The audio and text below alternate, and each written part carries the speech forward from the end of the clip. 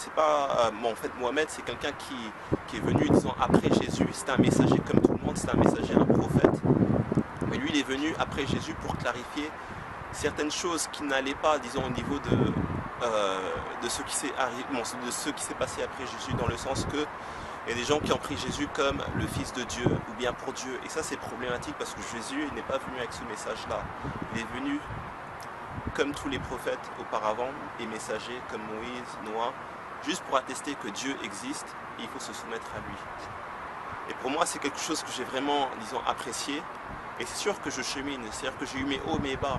Je me rappelle que bon, quand je suis devenu musulman, mes amis au Maroc, parce que il y en a plusieurs qui ne faisaient pas la prière, bon, alhamdoulilah, maintenant bon, il y en a certains qui cheminent vers la foi. Je les ai appelés, j'ai dit non, je suis devenu musulman.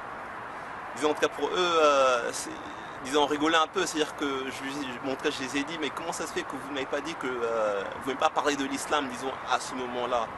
En tout cas, bon, pour eux, ils me disaient que je n'étais pas prêt.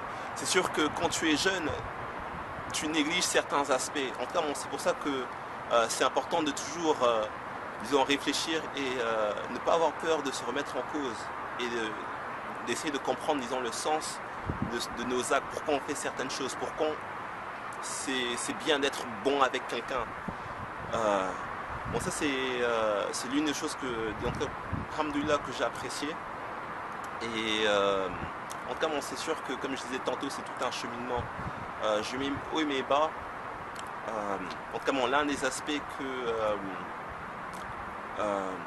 même mes parents, en tout cas, je les ai annoncé que j'étais devenu musulman au téléphone.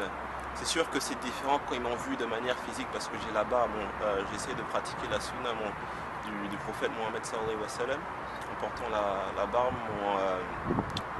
C'est pas pour dénigrer ceux qui ne portent pas, mais c'est juste pour les encourager, Inch'Allah. Mon père, bon, lui, parce que c'est quelqu'un qui suit souvent, disons, si c'est France 2, bon, la France a eu un énorme impact au niveau de l'Afrique bon, suite au colonialisme. Donc beaucoup de personnes suivent l'actualité de ce qui se passe en France. Donc le fait que la France déjà dénigre l'islam, donne une mauvaise image, disons, ça aide pas, disons, la situation bon, en tout cas des musulmans. Mais en tout cas, bon, Allah est le puissant et celui qui, comment te dire, en tout cas, l'islam a une certaine vérité et personne ne peut la cacher. Au niveau de mes bas, c'est sûr que ça n'a pas été facile durant les premiers instants, donc dès que j'ai embrassé la religion, parce que la première année à l'université, je pratiquais, il y a les frères qui étaient là. La deuxième année, la plupart des frères, je dirais bon, presque tout le monde ont transféré, ils ont changé d'université. Donc ce qui a fait en sorte que j'étais avec il n'y avait que des sœurs au niveau de l'association. Moi je ne savais pas si c'était correct de demander à une sœur une question islamique ou non, comment bien faire la prière. Donc ce qui a fait en sorte que j'ai vraiment négligé, disons, les pratiques de ma religion au point où j'ai arrêté de prier. Mais alhamdoulilah, comme on dit, mon Dieu est le plus grand. C'est-à-dire que il teste ses serviteurs parce que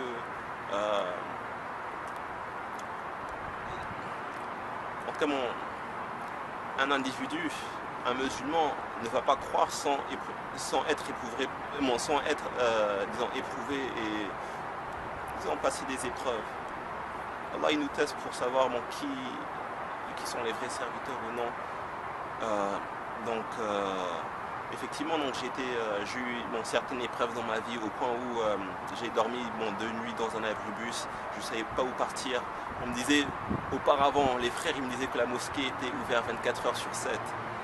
Donc une fois que, disons, j'étais dans la rue, je ne savais pas où partir.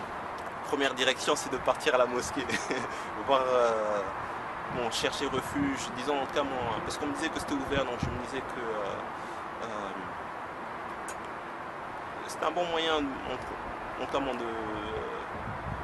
disons, en tout cas, c'était le seul moyen, c'est-à-dire que c'est la seule place qui est ouverte et qui pourrait m'accepter, disons, parce que notamment la mosquée en général ne regarde pas la couleur, ne regarde pas, disons, le statut social de l'individu, quoi, tu vois, c'est au niveau de tout le monde est en général, tout le monde est la bienvenue, tu vois, tout musulman qui dit Ashhadu an la ilaha illallah, Donc c'est sûr que je voulais partir à la mosquée, mais c'était en fait une école islamique, donc elle était fermée. Alhamdulillah, je me rappelle, j'avais fait un rêve. Peut-être ça va choquer quelques individus, mais en tout cas pour moi, je pense que Allah il guide, disons, ses serviteurs, ou bien en tout cas, Allah il nous éclaire d'une certaine manière, quoi, tu vois, en fait, il ne va pas nous laisser tomber. Il y a une certaine liberté qui est là pour que l'individu choisisse ce qu'il veut faire, mais en même temps, on ne doit pas négliger, disons, l'aspect de faire l'effort.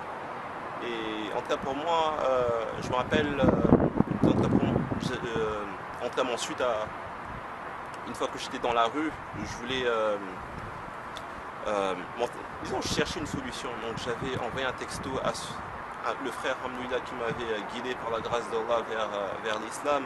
Je lui ai expliqué en quelques textos ma situation et il m'a aidé. J'ai touché à $600 de zakat, $400 de sadaqa. Il ne m'a pas dit spécifiquement de qui ça venait. Bon, la zakat, bon oui, ça venait de la mosquée de la communauté musulmane, mais les $400 c'est de quelqu'un qui tenait à moi. Il ne m'a pas dit qui c'était. Mais en tout cas, j'ai vraiment apprécié, disons, l'amour, le niveau de fraternité, c'est-à-dire que j'étais très bien accueilli au niveau de sa famille aussi, et tout ça a fait en sorte que ma foi a augmenté, disons, petit à petit. Le fait que j'ai pu assister à des conférences de Youssef Estes, je l'ai rencontré, Yusha Evans aussi, j'ai assisté à des conférences de lui, des halakas de zikr, de rappel, pourquoi on est là, pourquoi on existe. C'est sûr que tout ça, ça a fait en sorte que j'ai apprécié, disons, la foi. J'ai apprécié la religion de l'islam parce que ça m'a donné une certaine lumière au cœur et une certaine soif de partager ce bonheur avec tout le monde.